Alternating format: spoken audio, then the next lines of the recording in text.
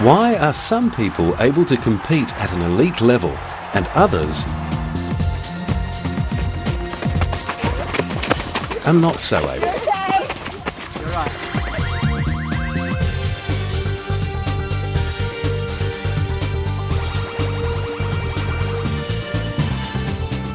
Individual differences in people are reflected in a wide range of different abilities when it comes to physical activity. In this program, we explore individual differences in males and females and in trained and untrained individuals. We'll look at training regimes, physiological effects of exercise on the cardiovascular and respiratory systems, and how these effects are different between males and females.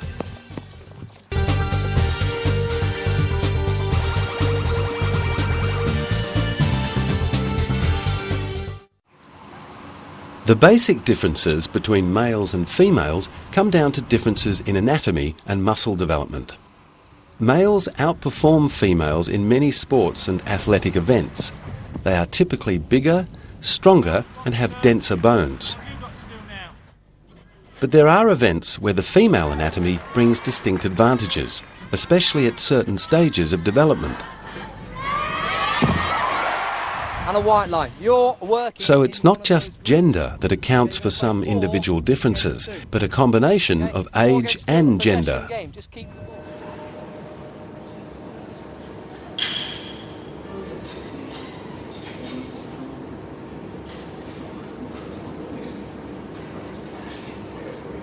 For example, an average 18-year-old female typically has around 24 to 29% body fat.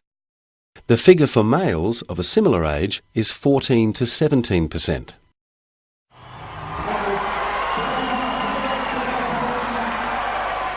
This provides more buoyancy for females when swimming, but males have an advantage in events like long-distance running. Percentage body fat is similar for males and females during early childhood, somewhere around 16 to 18%. During puberty, girls' hormones act to increase their body fat percentage, whereas the percentage for boys generally slightly decreases during this stage of development.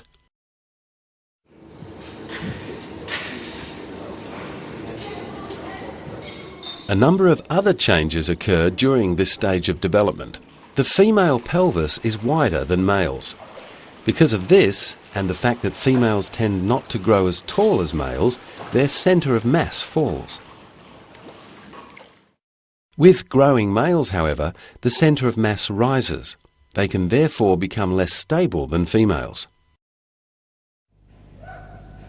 This might explain why the balance beam is a discipline in gymnastics for girls, but not boys. And it also explains why teenage boys are more advantaged in high jump. Yes. The wider female pelvis can also decrease the efficiency of their running action. Females tend to have a wider running stride.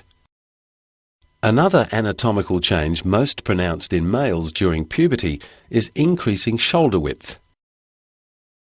Boys and girls have virtually the same breadth across the shoulders. By the time they're in their late teens, male shoulders are noticeably wider than females. Their arms are also longer.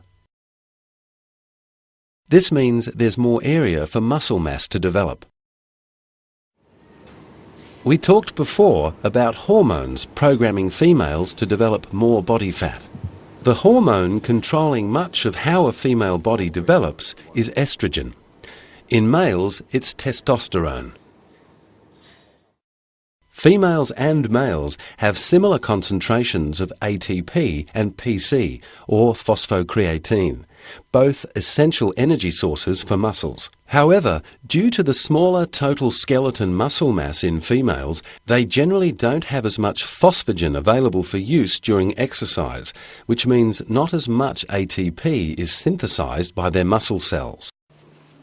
Males therefore generally have greater upper body strength relative to the lower body. For this reason, girls may have difficulty doing press-ups or bench pressing weights, but have very respectable vertical jump scores.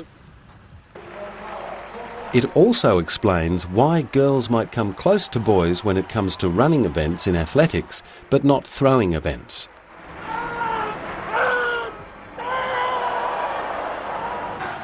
Overall, females have about 70% of the strength of males due to their lower muscle bulk. Females are generally more flexible than males, which is a distinct advantage in some events. Males tend to have quicker reaction times than females, a distinct advantage in team games like basketball and cricket and in events like athletic sprints.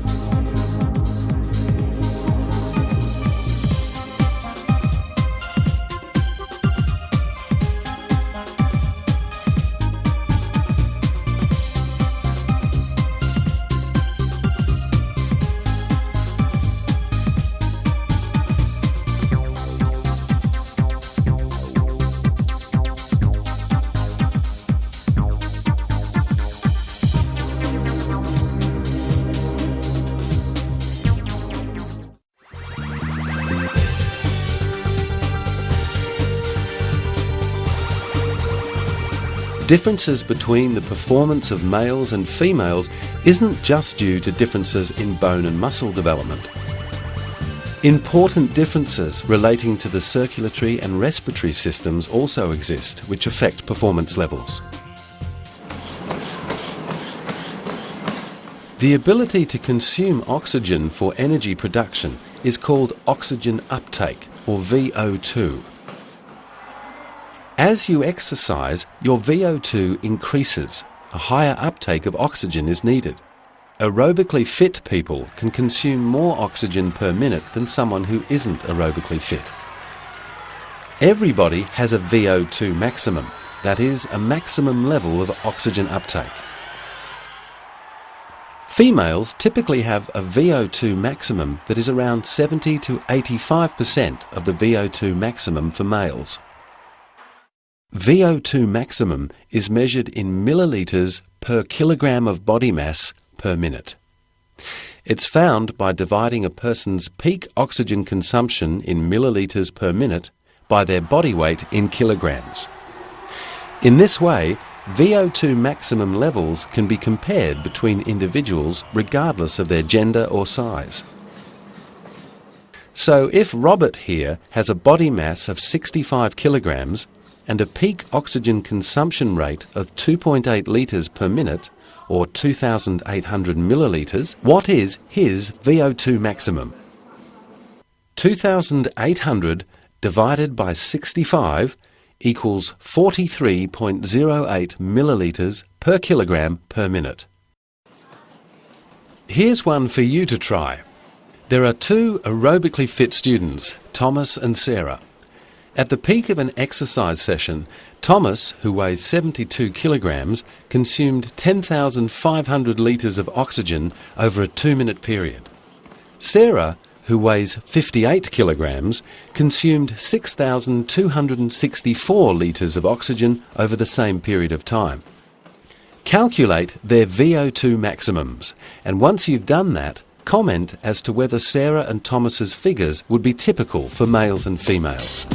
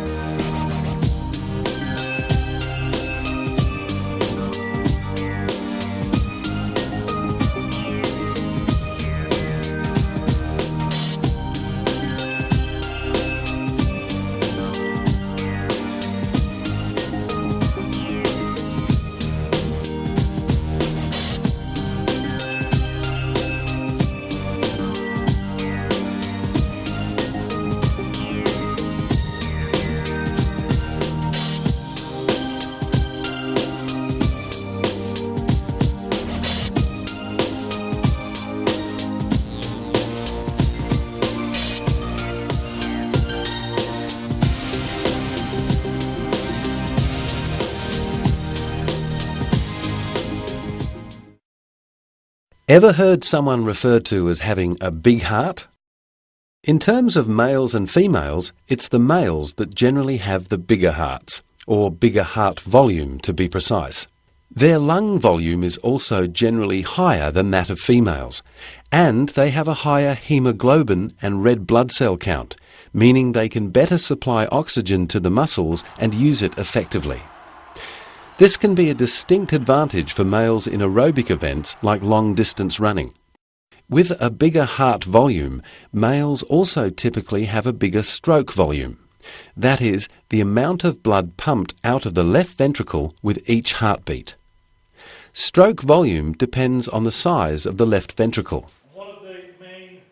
Stroke volume also differs at rest compared with during exercise, and we'll look at that in a bit more detail later. Heart rate is a measure of number of heartbeats per minute. Females tend to have higher heart rates than males for the same level of oxygen consumption. 35.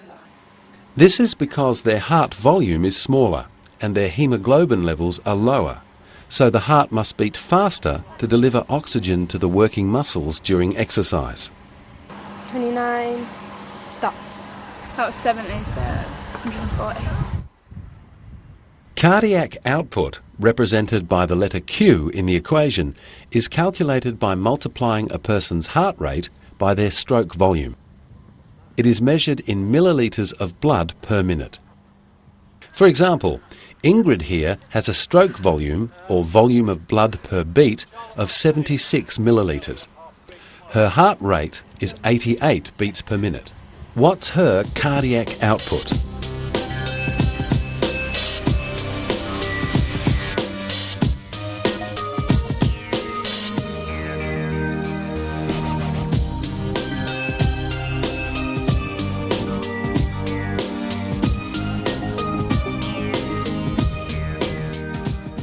Females tend to have a lower cardiac output compared with males. This is linked to their smaller heart volume, even though their heart rates tend to be faster than males. Can you work out Julian's cardiac output?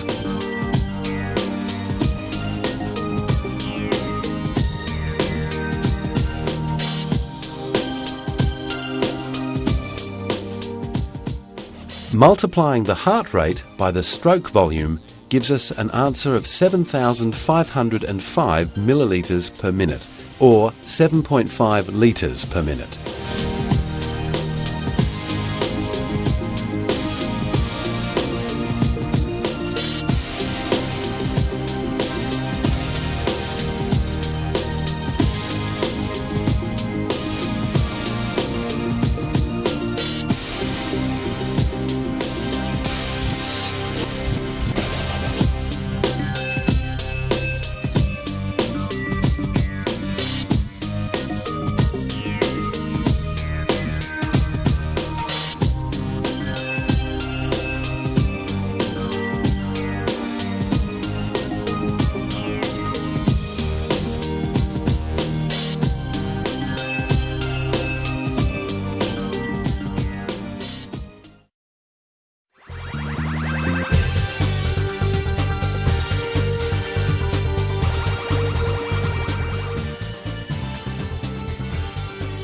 We are now going to look at individual differences between trained and untrained people. Training can take various forms. Its effect on individual differences depends on the training regime. This refers to the type of training, like strength training or endurance training, and the range of various exercises that make up a training program. Other elements making up a training regime are the length of sessions, the number of sessions per week, the duration, and the intensity of the warm-up, conditioning phase and cool-down for each session. Okay guys, we need to do a warm down now. Different training regimes can take place in different conditions. Training, or more importantly, living at high altitude increases red blood cell concentrations, allowing more oxygen to reach the muscles during exercise. The effects of training on individuals vary according to a number of genetic and environmental factors. There are two types of responses to training: acute or immediate and lasting as long as the training and recovery does, and chronic or long-term adaptations that take about 6 weeks of regular training to start taking effect.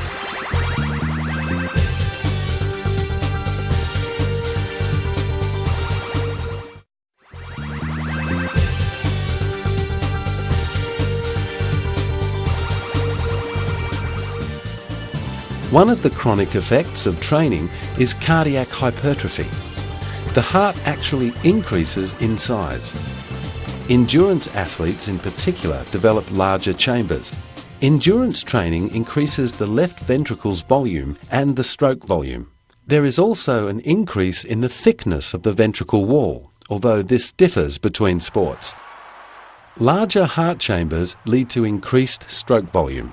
More blood is ejected with each beat. The stroke volume for an untrained person during maximal exercise might be around 112 millilitres, depending on age and gender. For a trained athlete, it can be around 130 millilitres, and for an endurance athlete, up to 180 millilitres.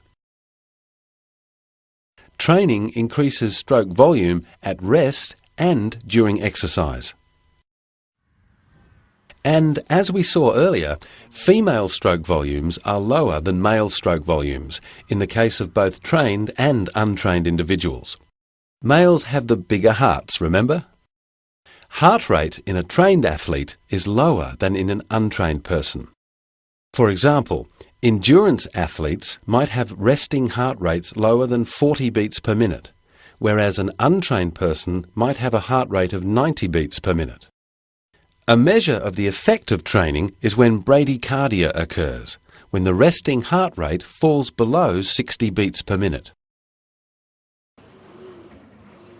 Regular training produces a number of chronic effects on heart rate, including a lower resting heart rate, lower heart rate during submaximal exercise, slower increase in heart rate during exercise, lower heart rate during exercise, and faster return to resting heart rate after exercise. Increased stroke volume and lower heart rate enables the body to more efficiently circulate blood to all parts and gets oxygen to muscles more effectively. A chronic effect of training on cardiac output shows how a training program can increase efficiency of blood flow. At rest and during submaximal exercise, cardiac output is the same before and after the training period. Cardiac output is heart rate multiplied by stroke volume. The heart has become bigger, so has the stroke volume, but the heart doesn't have to beat as often to supply the required oxygen. Here's an example to illustrate. If before training an athlete's heart rate is 75 beats per minute and stroke volume 80 millilitres, the cardiac output equals 6,000 millilitres or 6 litres per minute. If after training an athlete's heart rate is 46 beats per minute and stroke volume 130 millilitres, the cardiac output again equals 6 litres per minute. Here's another one for you. If cardiac output is constant, what was this athlete's heart rate if the stroke volume was 120 millilitres?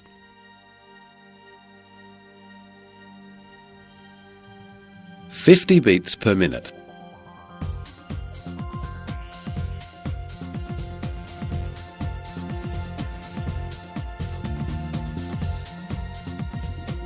In a trained athlete, the cardiac output increases during maximal exercise, when the muscles need as much oxygen from the blood as possible.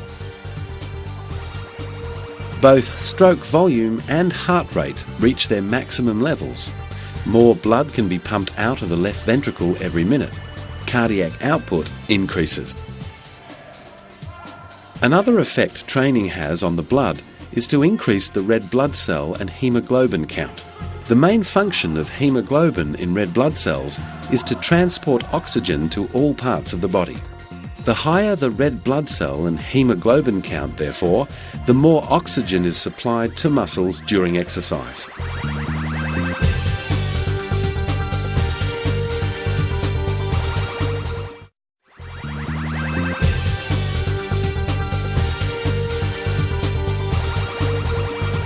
We spoke earlier of the difference in VO2 maximum between males and female. Training increases VO2 maximum. In particular, it increases VO2 maximum during maximal exercise due to the increased oxygen supply to the muscles and its subsequent use to produce energy, or ATP. The increased oxygen supply is the result of things like improved cardiac output and the increased number of red blood cells. Moreover, when it comes to the use of anaerobic energy, an untrained person may hit the anaerobic threshold, when lactic acid starts accumulating quickly, at around 50% of VO2 maximum. A trained athlete may not hit that anaerobic threshold until around 85% of VO2 maximum. The trained athlete can perform at a faster pace without lactic acid accumulation. Another measure of how training increases the efficiency of oxygen supply to muscles is the arteriovenous oxygen difference. Regular training means more oxygen is supplied by the blood to muscles. This is brought about by an increase in the level of myoglobin, a substance in muscles that attracts oxygen from the blood, and an increase in the number and size of mitochondria in the cells. Arteriovenous oxygen difference is the difference between the concentration of oxygen in the arteries and that in the veins. In other words, it reveals how much oxygen is being used by the muscles. For example, at rest, the concentration of oxygen in the arteries might be 21 millilitres per 100 millilitres of blood. In the veins, it might be 14 millilitres per 100 litres of blood. The difference between these figures is 7 millilitres per 100 millilitres of blood, meaning that amount of oxygen is being used by the muscles. During exercise, more oxygen is taken from the blood for use by muscles for energy production.